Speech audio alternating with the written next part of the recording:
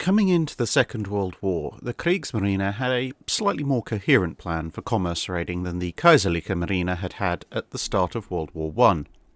Partly, this was due to the lessons of that conflict. Partly it was due to the fact that Germany now lacked a major battle fleet, and so offensive action would have to rely much more on commerce warfare as the main part of its offensive manoeuvres, and also because, unlike World War I, the German High Command was somewhat more accepting of the possibility that they'd actually end up at war with the British Empire, who of course had the largest merchant fleet on the planet at the time and were therefore ripe targets for commerce warfare. In both conflicts, this plan covered three main elements: surface raiding by warships, surface raiding by armed merchant cruisers, and the underwater campaign by the U-boats. The warship element and the U-boat element are of course their own separate issues to be discussed another time, but today we're looking at the Kriegsmarine's armed merchant cruisers, or armed merchant raiders, of the period. The World War I efforts at armed merchant raiders had been eclectic, to say the least, consisting of a mixed bag of freighters, the odd sailing ship, ocean liners, and captured enemy ships of all shapes and sizes, armed with a dizzying variety of weapons, some installed ad hoc at sea from random German gunboats, some refitted at home, with at least some of the ships built before the war with specially strengthened parts of the deck in order to allow them to mount guns,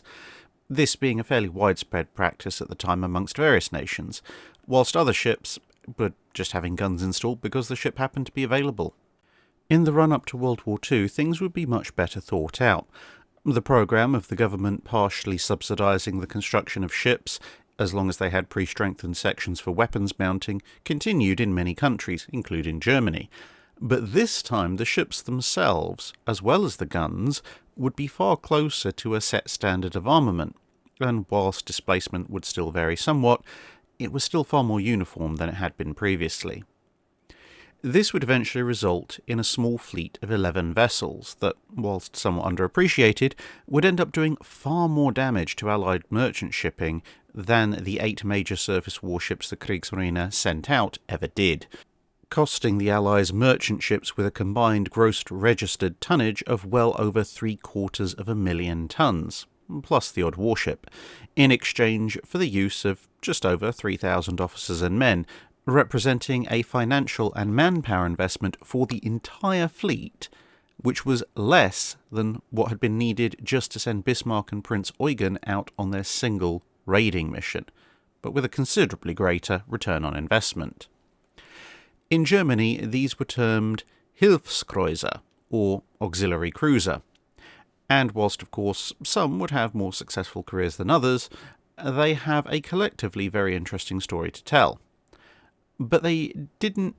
need to operate entirely alone. Whilst fuel, food and water could of course be taken from prizes where needed, spare parts, ammunition, etc. would have to be supplied to the ships to keep them operational, and of course this help could not come from Germany once the ships were at sea past the blockade. This requirement had led Admiral Canaris in 1927 to reactivate something called the Entappendienst, I think, a secret part of the Navy that was tasked with setting up overseas supply depots and support ships. First conceived prior to World War I, partly as a commerce spying operation, and then deactivated with that conflict's end, the late 1920s and early 1930s saw the concept revived, arrangements made, and then the department settled back into dormancy until just before World War II, when it was dusted off in preparation for renewed conflict. The department wasn't wholly concerned with just the Hilfskreuzer. It was also responsible for the far more comprehensive needs of U-boats and a number of other related activities. But for the Hilfskreuzer, their support was the most vital. A warship would head home when low on fuel. If resupply wasn't available, a U-boat could do the same. But these ships could expect to prowl the seas for over a year, possibly closer to 2, which made critical machine breakdowns and running out of ammunition and other kinds of supplies far, far more realistic concerns than for practically any other Kriegsmarine unit at sea. With that said, the prospect of an organised armed merchant raiding programme was not met with overwhelming enthusiasm in the upper echelons of the Kriegsmarine at the beginning of the war, and so the programme was not given priority, and the overall numbers would be relatively low, most of the best merchant ships being retained for blockade running or troop transport duties. The weapon systems similarly wouldn't exactly be first-rate, mostly being older stock the Kriegsmarine had little other use for, such as 5.9-inch guns salvaged from pre-dreadnoughts. The crews were also told to be assembled on a volunteer-only basis. Not enough volunteers, and the ship simply wouldn't sail. The Kriegsmarine had no particular intention of drafting crew to them. In contrast with the British programme of armed merchant cruisers, whose priorities lay in keeping raiders away from the merchant ships, and secondarily sinking the attackers if possible, not only were the Hilfskreuzer designed to destroy merchant shipping, for which purpose they would also carry large numbers of mines to lay on calculated shipping routes, in addition to the somewhat more direct guns and torpedoes approach, but they would also carry significant prize crews. The idea being that if a ship was captured with an especially valuable cargo, such as rare metals, rubber, or oil, for example, then it would be worth the risk to try and get this ship back to German-held territory so that the Third Reich's war industry could make use of it instead of simply consigning it to the depths. And when we say large crew, bearing in mind that a ship in the typical Hilfskreuzer displacement range of between 10 to 20,000 tons as a merchant vessel might generally operate with a crew of a few dozen, whereas the Hilfskreuzer would sail with crews well upwards of 300 men. Of course, on a ship that's substantially larger in displacement and indeed dimensions in many cases than a lot of actual cruisers, well, that still meant there was a fair amount of space. A programme of conversion, nonetheless, began with the start of the war, and by spring of 1940 the first 5 Hilfskreuzer were making ready to chance the gauntlet of the British blockade and head to the high seas. These 5 were the Orion, Atlantis, Widder, Thor, and Pinguin. Or at least those were some of the names they were known by. Each ship actually had a severe case of multiple personalities. In addition to any names they might happen to take on as disguises whilst they were out at sea, each ship would also leave German ports sailing under their original merchant hull name: Kurmark, Goldenfels, Neumark, Santa Cruz, and Kandelfels, respectively, before being renamed at sea by their captains to the aforementioned designations. They also had alphanumerical designations, HSK1, HSK2, etc., which were assigned to their hulls during conversion, although obviously not painted on the outside. Then they had another number, a Schiff number, or ship number, which would be used as their ID when signalling back home. This number was assigned completely randomly, although occasionally, for various reasons of statistics and probability, they actually ended up with a Schiff number that corresponded to their HSK hull number. And finally, unbeknownst to most of the ships and their crews, a letter was given to each of them by the British as they became aware of their existence.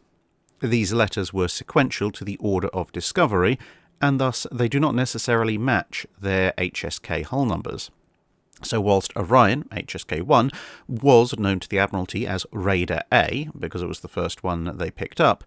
the next one they actually realised was out there was the Comet, which was actually HSK-7 and part of the second wave of ships that were converted and dispatched, which thus became Raider B, and thus Atlantis, although it was HSK-2, would become known to the British as Raider C once they finally figured out what she was doing. The basic armament of all the Hilfskreuzers consisted of 5.9-inch guns for general anti-shipping work, along with some torpedo tubes to allow them to finish off difficult targets, and or provide a nasty punch against warships that might get too close in extreme circumstances. A variety of anti-aircraft guns were also present, universally including reasonably large numbers of 20mm and 37mm guns, although a few of the ships would also sport the odd 75 or 105mm gun as well. These smaller caliber anti-aircraft weapons weren't just for anti-air defence, they could also serve against enemy merchant ships, since, well, against a warship, 20mm fire might not do all that much, except maybe against some exposed parts of the superstructure, but merchant ships are not known for carrying significant amounts of armour, and a lot of them might be carrying flammable or explosive cargoes that don't react well to 20mm rounds. Most, but not all, would also carry fairly large numbers of mines. All of them would carry some form of float plane for scouting, with a few carrying more than one, and whilst in a few rare cases a small torpedo boat would also be placed aboard. All of this armament would have to be concealed to pass the occasional visual inspection, but also have to be fairly easy to quickly uncover and use. The mines being stored below decks were relatively easy, but the torpedo launchers and the 5.9-inch guns were fairly substantial and were the hardest individual items to hide. This first wave of ships rapidly brought in a number of useful operational lessons. Whilst it was possible for a turbine-equipped ship to operate successfully, the relatively small Thor spending almost 11 months at sea, taking down a dozen merchant ships and making it back to Germany for another go, it was generally appreciated that diesel engines were much preferred. The Orion and Widder used recycled turbines from an ocean liner and were plagued with engine issues. Orion managed to return to occupied France, but despite spending more than half again as much time at sea as Thor on its first voyage, and being a substantially larger vessel, she'd actually accomplished less, and, like Widder, had experienced a number of frustrating attacks where enemy vessels had simply outrun her. These two Hilfskreuzers having top speeds around 14 to 15 knots, whilst Thor, Atlantis and Pinguin could hit 17 to 18 knots, which was substantially faster than the vast majority of their prey. Widder was the least successful of the first wave, having to head home after only around 5 months at sea with catastrophic machinery failures. While she had taken out 10 ships with a combined gross registered tonnage of just under 60,000 tons, when she got back, her engines were discovered to be essentially shot, and she would never serve in this role again, instead being used as a repair ship for Kriegsmarine elements based up in Norway for the rest of the war, but also coming back with a black mark against her. Her 8th victim had been the SS Anglo-Saxon, taking a cargo of coal to Argentina when she was sunk in a night ambush by the Widder. This in and of itself was to be expected as part of the fortunes of war, but the majority of the surviving crew made it into 3 lifeboats. 2 of these hoisted lights, presumably in the hopes of being picked up, as many other Hilfskreuzer would do this, but instead all aboard the lit lifeboats were killed out of hand by further gunfire from the Widder. Only the lifeboat that hadn't hoisted a light survived unnoticed in the darkness. Left adrift, 5 of the 7 survivors in this boat would die from exposure as it drifted over the next 70 days, until the boat finally came ashore in the Caribbean. One of the survivors would later die aboard another merchantman that following year when it was torpedoed by a U-boat, but the last, Robert Tapscott, would survive the war, and his testimony would send Captain Rückschel to prison for war crimes. Unfortunately for Tapscott, the encounter would leave him with what we today would recognise as severe PTSD, and he would take his own life in 1963. Orion was likewise decommissioned upon her return and turned into a training and transport ship until she was bombed near the end of the war. Thor, on the other hand, was prepared for a second voyage. She'd built up quite the reputation, winning fights with no less than 3 British armed merchant cruisers in various engagements, crippling 2 of them and sinking a 3rd.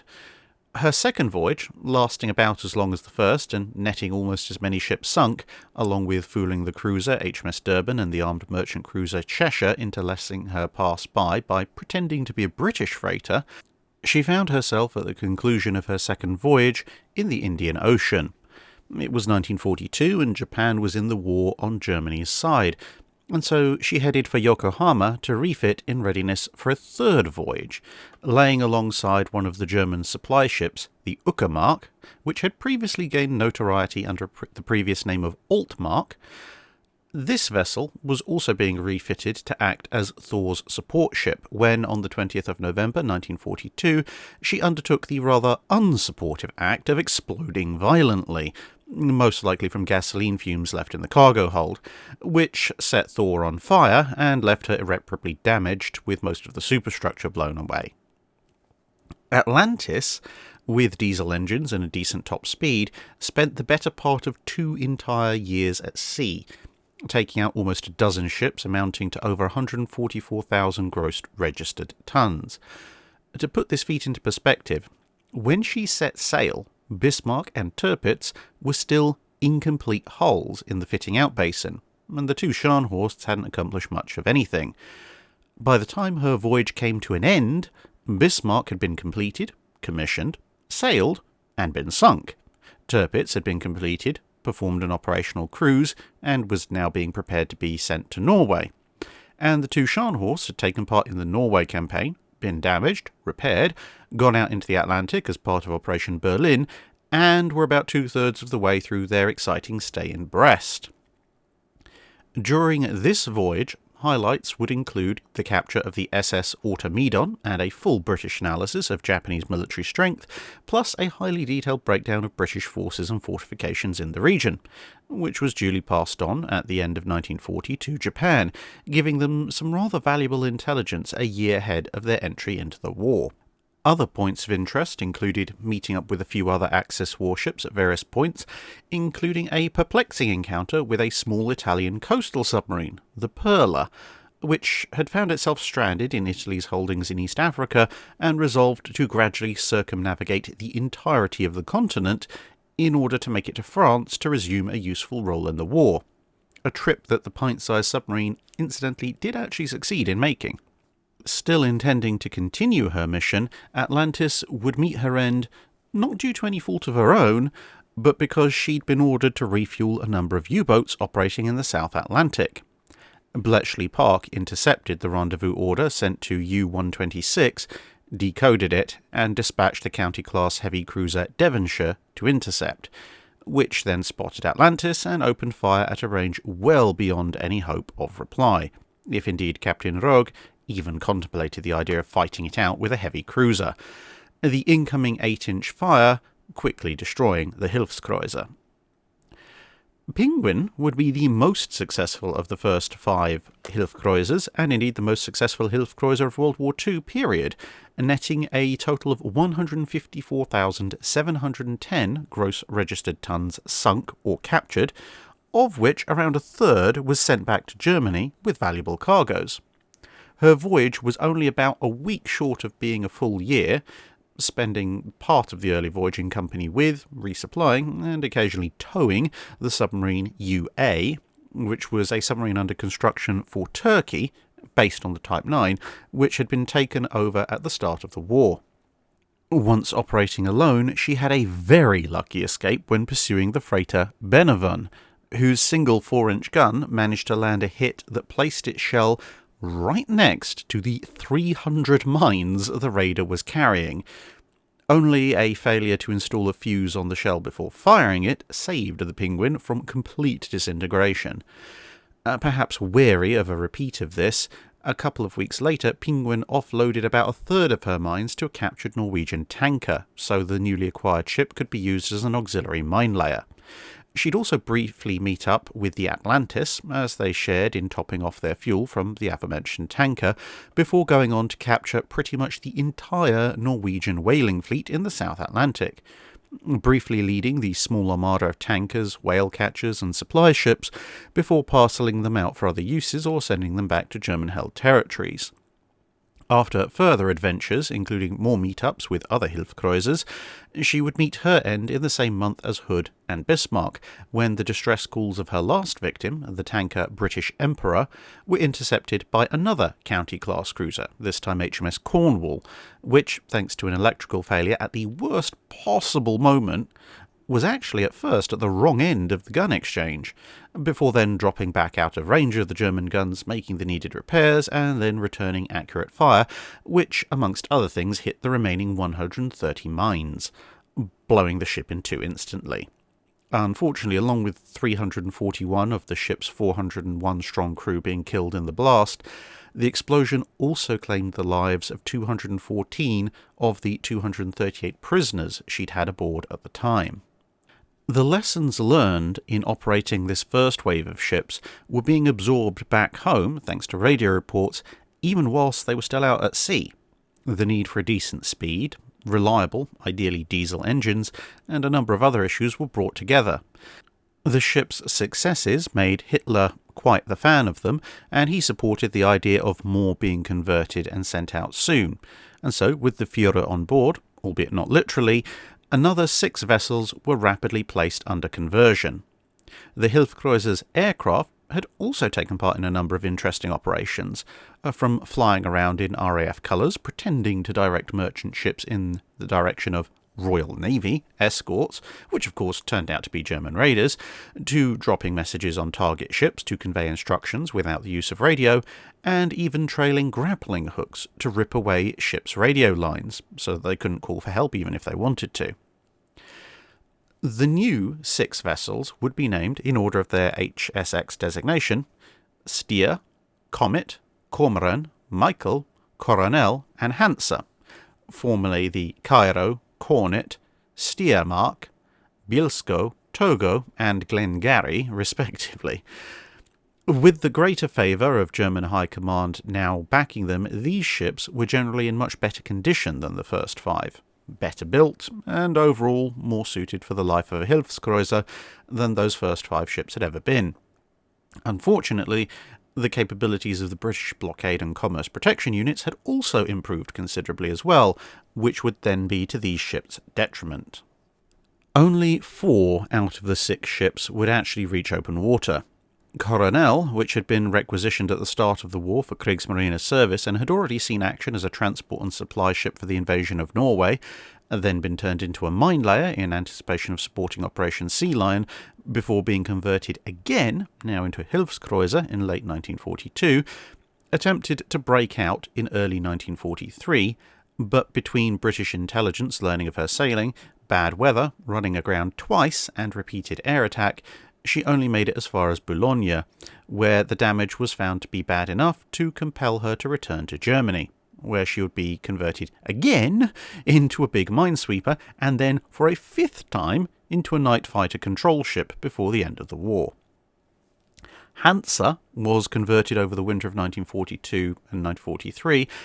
but never actually tried to break out. After a year of waiting for the right opportunity, she was reconverted into a training ship and then later used as an evacuation transport. All 6 ships would receive the normal 6 single 5.9-inch guns, although with only a limited number able to train on any given broadside, along with the anti-aircraft guns, torpedo tubes, etc. Stier and Michael were the ones that were given the small S-boat each, with Stier sailing in May 1942, narrowly avoiding Coronel's fate as her escort managed to fight off British coastal forces that were attacking them on the way down the channel, although they traded 2 S-boats in exchange for a single MTB. However, she was only at sea for just under 5 months. She'd sunk 3 ships when she was lost in a mutually destructive engagement with the Liberty ship Stephen Hopkins, although most of her crew were rescued by her supply ship, Tannenfels, which had been on hand but had kept itself out of the fighting. Comet, smallest of the Hilfskreuzers, went via a rather unusual route. In summer 1940, when Germany and the USSR were still allied, she headed into the Pacific via the Russian Arctic coast, the Russians providing icebreaker and other relevant support as she headed along the semi-frozen coastline, obviously all for cold hard cash. Once she reached the northern Pacific, she met up with and worked with the Orion and her supply ship Kulmerland for a while, Orion still being at sea at this point, and then she would work her way south towards the Indian Ocean, taking and sinking merchant ships, blowing up shore-based infrastructure, and after a while operating solo, meeting up briefly with the Pinguin and the Atlantis on different occasions as she crossed and recrossed the Pacific Ocean in the hunt for more targets. Eventually, being recalled back to Germany, she made her way around Africa and up the Atlantic, first to France, and then back to Germany, arriving at the end of November 1941 after just over 500 days at sea. But the improvements in Allied security showed. For all that sailing, she had only managed to sink 7 ships. But she had made it back, a relatively rare feat, and after almost a year of complete overhaul, she headed down the more conventional English Channel route to try again. But after some failed air assaults, the British closed in with 3 hunter groups made up, appropriately enough, of Hunt-class destroyers and flotillas of motor torpedo boats. A running battle ensued, and Comet looked like she might be able to get away, until MTB 236, which had become separated and as a result was actually ahead of the developing battle and between the French coast and the German ship, i.e. on the blind side, managed to sneak up to point-blank range, launch 2 torpedoes, and then run for dear life. Which was just as well, as since Comet was fully loaded with fuel, ammunition, and lots of mines, and obviously as a merchant ship carried very little in the way of protection, the torpedo set off an apocalyptic explosion that almost destroyed MTB 236 and left her crippled and crawling back home. You'll almost certainly have heard about the last but one ship in our little review, Cormoran. She entered the fray via the Denmark Strait in December 1940, taking advantage of the long hours of darkness, making her way south, loaded down with additional spares and torpedoes even beyond a normal Hilfskreuzer, as it had been anticipated that she might well be asked to resupply various U-boats operating in the North Atlantic. Although picking off targets at a steady pace, Cormoran had a run of bad luck, as a number of fairly normal merchantmen, for whatever reason, ended up taking an inordinately large amount of firepower to sink, eating into precious ammunition stocks. She would then meet up with the Nordmark, Altmark's sister ship, and one of 5 such vessels specifically designed for resupply operations. She traded prisoners and U-boat parts for more useful supplies for her own endeavours, meeting up with Pinguin and later the cruiser Admiral Stier later on in her voyage in an attempt to get more bearings for her engines, as her existing bearings were wearing out too quickly, in between actually doing the resupplying of U-boats mission. This rather gregarious raider would then make its way south, meeting up with the Atlantis as well, before diving off into the Indian Ocean to look for new hunting grounds, both resupplying other ships and being resupplied several times along the way. However, as with a number of other Hilfskreuzers, the Indian Ocean proved substantially less bountiful than anticipated, only adding 3 ships to the 8 that she'd managed in the Atlantic, and after almost a year of her voyage, of which about 8 frustrating months had been spent running from pillar to post along the various parts of the Indian Ocean, Cormoran would meet her end in her famously mutually destructive duel with HMAS Sydney, with most of the crew surviving in various life rafts and boats being picked up by various ships mostly looking for HMAS Sydney over the next few weeks. The final Hilfskreuzer we're looking at is the Michael. Delays to her completion meant that she only sailed in spring of 1942, entering the Channel only to run aground and be forced to turn back, get repairs, and try again. The second time around she would succeed and head for the South Atlantic, where she used her little S-boat to good effect, it managing to claim 2 kills all of its own. As with Thor, she then made her way across the Indian Ocean to Japan, completing a voyage of just under a year with 15 ships totaling just under 100,000 gross registered tons to her name, including the 2 that had been claimed by her S-boat. Since she didn't suffer from any nearby ships exploding, with a combined crew made up of her own men and those who were still waiting around after Thor's loss, she headed back out on another voyage in spring 1943. But once again, by the midpoint of the war, Allied security measures were much improved, and she only managed to take out 3 ships in 5 months of cruising, coming to her end with her new Japanese home port almost in sight, courtesy of the submarine USS Tarpon, which expended a total of 8 Mark 14 torpedoes to eventually hit her with some that actually worked, the resulting sinking taking about 3/4 of the crew with her, and marking the end of Hilfskreuzer operations. During their operations, the Hilfskreuzers generally operated very differently to the U-boats and other German surface raiders. They would normally approach a target under a neutral flag and then order it to halt and not use the radio under pain of being fired upon. This sometimes actually worked, but in many cases a ship would either try to transmit a distress call, or they would do that and open fire with whatever defensive weapons they had to board.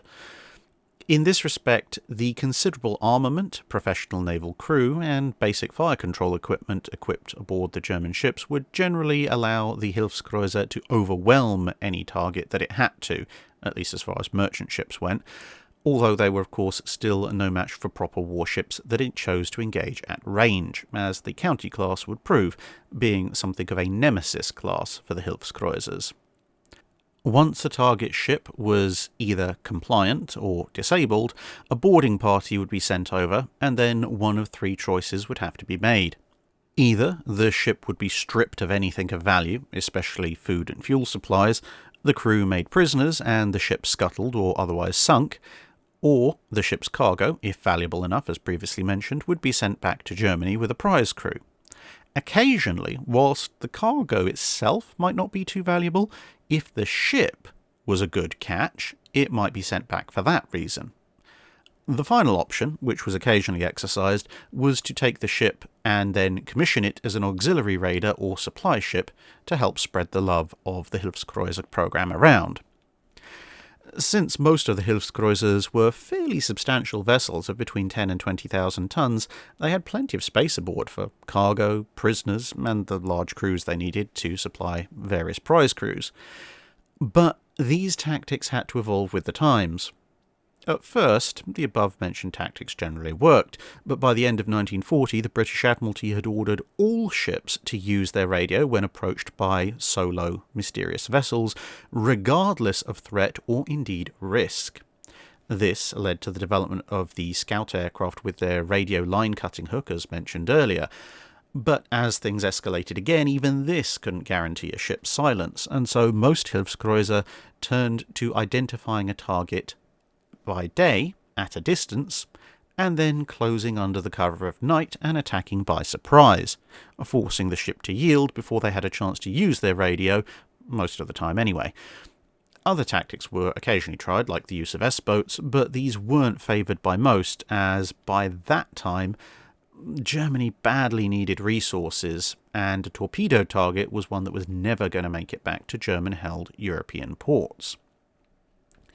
Needless to say, the Hilfskreuzer usually operated alone, but would occasionally combine with each other or with their supply and auxiliary ships, but never for very long. The ships spent the vast majority of their operational lives pretending to be normal, neutral, or allied merchantmen, and anyone who sighted a formation of 2 or 3 merchant ships without any military escort working together in close formation would immediately be very suspicious. Plus, of course, it reduced their search radius to just their formation, whereas 2 or 3 ships scattered across an ocean could perhaps catch more prey. As you might expect from men who'd volunteered to lead dangerous missions in converted freighters whilst trying to keep up the morale of several hundred men trapped in a steel box with few outlets for their frustrations, the commanders of the Hilfskreuzer were, with 1 or 2 exceptions, incredibly talented men. Only 5 of the captains would actually make it back to Germany before the war's end, but 4 of them would become admirals, with Bernhard Röger,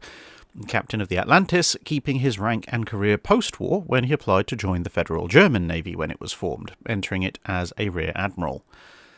The crews were also generally exceptional, the early scepticism of the ships leading to the requirement for volunteers only then having the unintentional effect of creating a self-selecting elite.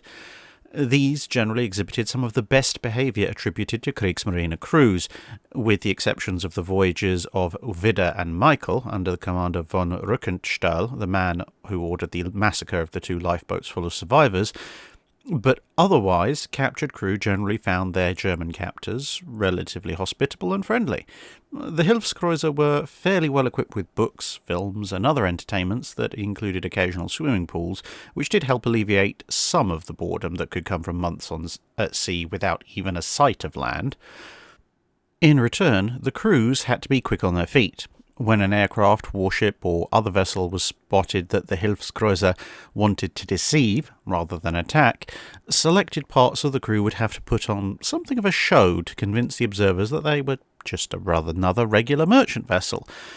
That a bunch of young German men managed to pull off a convincing, at least at a distance, impression of a mixed-race crew with women and children also on board probably says a lot about their acting skills, as most Allied observers were not easily fooled. Pinguin, for example, apparently was recognised by Cornwall's scouting aircraft as a raider, as despite an absolutely flawless Norwegian disguise for the ship itself, the pilots noticed that none of the crew waved at the passing aircraft, instead all of them acting like they were doing their level best to ignore it, which tweaked a few suspicions. All in all, in terms of money and men committed to the effort, the Hilfskreuzer were probably the most cost-effective return on investment the Kriegsmarine made into the commerce warfare element of World War II. Surface warships simply cost too much and achieved too little. More men went down with Bismarck alone than with every single lost Hilfskreuzer put together. The U-boats, of course, achieved much more overall success, and they could work against convoys that no Hilfskreuzer could ever have attacked due to the surface escorts, but there were far more of them, and the cost in lives and resources to maintain the U-boat campaign would be far, far greater. Overall, then, the somewhat unsung careers of the Hilfskreuzer are definitely worth a further look, and the brief summaries of their careers here can only be the starting point for further reviews in the future. That's it for this video. Thanks for watching. If you have a comment or suggestion for a ship to review, let us know in the comments below. Don't forget to comment on the pinned post for dry dock questions.